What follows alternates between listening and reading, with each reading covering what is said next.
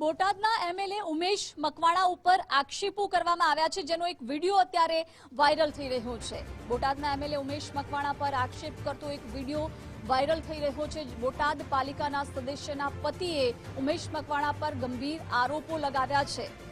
ભાજપ મહિલા સદસ્યના પતિ કાળુભાઈ રાઠોડે ગંભીર આક્ષેપો લગાવ્યા છે। ઉમેશ મકવાણા પર આક્ષેપો લગાવતો આ વિડીયો સામે આવ્યો છે। ઉમેશ મકવાણાએ કંઈ કામ નથી કર્યું અને ખોટી વાહવાહી કરે છે તેવા આક્ષેપો કરવામાં આવી રહ્યા છે। બોટાદમાં ₹1200 કરોડના કામો કર્યાની વાત ખોટી હોવાનું પણ વિડીયોમાં સાંભળવા મળી રહ્યું છે। કાળુભાઈએ કહ્યું, ઉમેશ મકવાણા પોતાના પેટ માટે રાજકારણ કરી રહ્યા છે। બોટાદની જનતા એવું કહે છે કે ઉમેશભાઈ તમે શું કરો છો? તમે બોટાદમાં એક પણ ગ્રાન્ટ લાવી શક્યા નથી। તમે જે ગામડામાં ગ્રાન્ટો આપી હતી એ પણ તમે રિજેક્ટ કરાવી છે।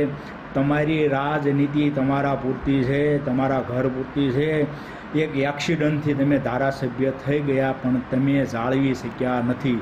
તમે એક જ વાત કરી રહ્યા છો કે ભાગ બટાઈ કરી અને કરોડો રૂપિયા મારા ખીચામાં કઈ રીતે આવે। એટલે અત્યારે બોટાદમાં આમ આદમી પાર્ટી 0-0 છે, એના ઓફિસ પણ બંધ થઈ ગઈ છે।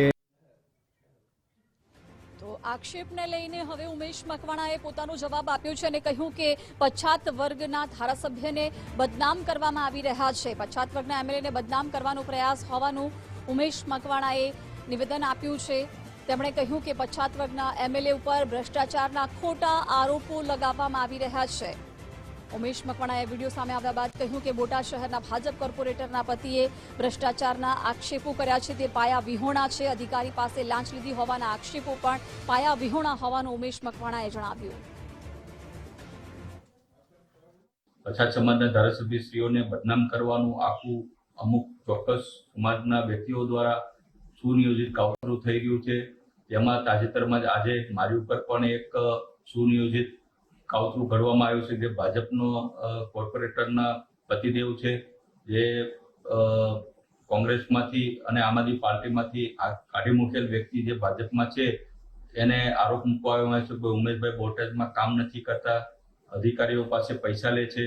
એટલે ચોક્કસ સમયમાં કહેવાનો મતલબ એ છે કે ભાઈ આવા જે વ્યક્તિઓ જે છે એ ખરેખર પછાત સમાજને ધારાસભ્યશ્રીઓને કેમ બદનામ થાય, કેમ એના જાહેર જીવન ઉપર ડાઘ લાગે તેવું સુનિયોજિત કાવતરું ઘડવામાં આવી રહ્યું છે।